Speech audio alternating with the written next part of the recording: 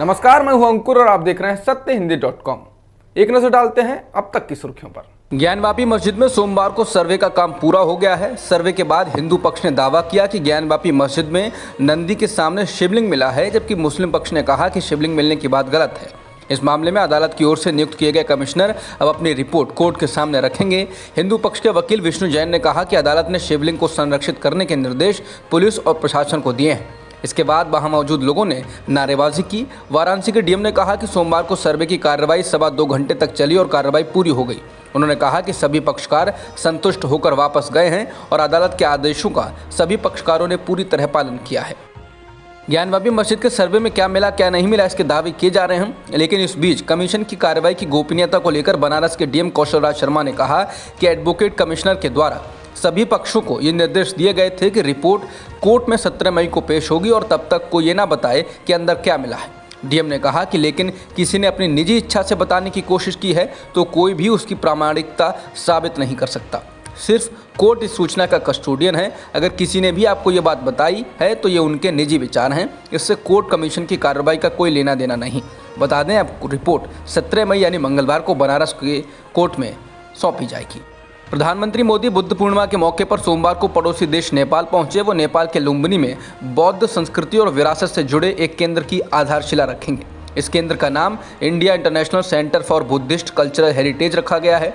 माना जा रहा है कि उनकी इस यात्रा से भारत और नेपाल के रिश्ते और मजबूत होंगे। इस दौरान प्रधानमंत्री ने लुम्बिनी के माया देवी मंदिर में पूजा की और कुछ और कार्यक्रमों में भी भाग लिया। प्रधानमंत्री को कार्यक्रम में शामिल होने का आमंत्रण नेपाल के प्रधानमंत्री शेर बहादुर देउबा की ओर से भेजा गया था। बीजेपी के वरिष्ठ नेता राज्यसभा सांसद सुब्रमण्यम स्वामी ने चीन द्वारा भारत की जमीन पर कब्जा करने के दावे पर कहा कि अब ये बिल्कुल साफ हो गया है कि प्रधानमंत्री मोदी ने हमारी जमीन को फिर से हासिल करने के लिए चीन का सामना नहीं करने का फैसला किया है। स्वामी ने ट्वीट कर कहा कि इस तरह हम नेहरू की तरह चीन को हजारों वर्ग किलोमीटर का भारतीय क्षेत्र खो देंगे। स्वामी ने कहा कि S-400 मिसाइल डिफेंस सिस्टम की वजह से चीन के जूनियर पार्टनर रूस की भारत पर कुछ रहस्यमय पकड़ है और मॉस्को यानी कि रूस वही चाहता है जो चीन चाहता है।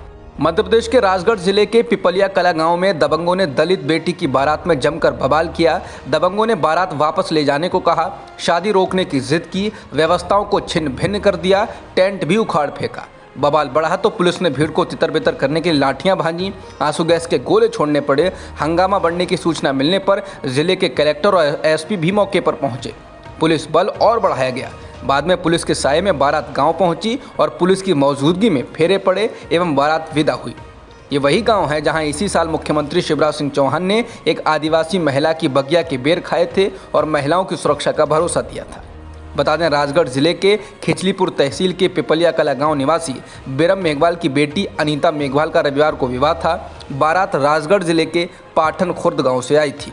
कश्मीरी पंडित राहुल भट्ट की हत्या के बाद हुए विरोध प्रदर्शन और फिर उन पर पुलिस की कार्रवाई को लेकर जम्मू कश्मीर के उपराज्यपाल मनोज सिन्हा ने कहा है कि उन्होंने इसको लेकर एसआईटी का गठन किया है, जो प्रदर्शन कर रहे कश्मीरी पंडितों पर आंसू गैस के गोले दागने की घटना के साथ बाकी सभी तथ्यों की जांच करेगी। इसके साथ ही उन्होंने कहा कि घाटी में सरकारी कश्मीरी पंडित कर्मचारियों के रिहायशी इलाकों में सुरक्षा बढ़ाई जाएगी। इसके साथ ही एलजी ने कहा कि उन सभी की पोस्टिंग आने वाले 7 दिनों में सुरक्षित स्थानों पर की जाएगी। कश्मीरी पंडित की हत्या के बारे में बात करते हुए एलजी ने कहा कि टारगेट किलिंग करके क्षेत्र में शांति भंग करने का प्रयास किया जा रहा है। बीजेपी ने गुजरात विधानसभा चुनाव को लेकर रणनीति पर काम करना शुरू कर दिया है। इसके लिए बीजेपी के 2 दिवसीय चिंतन शिविर की शुरुआत रविवार को हो चुकी है। अहमदाबाद के बाहरी इलाके में स्थित एक गोल्फ रिजॉर्ट में आयोजित हो रहे शिविर में पार्टी नेताओं ने इस साल दिसंबर में होने वाले विधानसभा चुनाव के लिए रणनीति पर चर्चा की। बैठक में केंद्रीय गृह मंत्री अमित शाह, पार्टी के प्रदेश प्रभारी और केंद्रीय पर्यावरण मंत्री भूपेंद्र यादव, संयुक्त प्रभारी सुधीर गुप्ता, राज्य पार्टी प्रमुख CR पाटिल और मुख्यमंत्री भूपेंद्र बघेल समेत कई राष्ट्रीय व राज्य स्तरीय नेता शामिल हुए।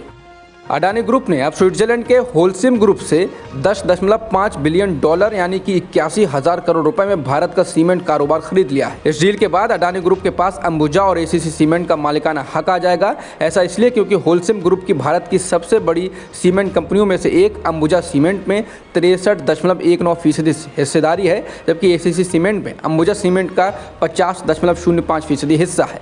मतलब साफ है कि अंबुजा सीमेंट को खरीदने वाले के पास ACC सीमेंट पर हक हो जाएगा। बता दें, इसको भारत के इंफ्रास्ट्रक्चर और मटेरियल सेक्टर में अब तक का सबसे बड़ा अधिग्रहण बताया जा रहा है। अब तक की खबरों में इतना ही। बाकी खबरों के लिए बने रहिए सत्यहिंदी.com के साथ।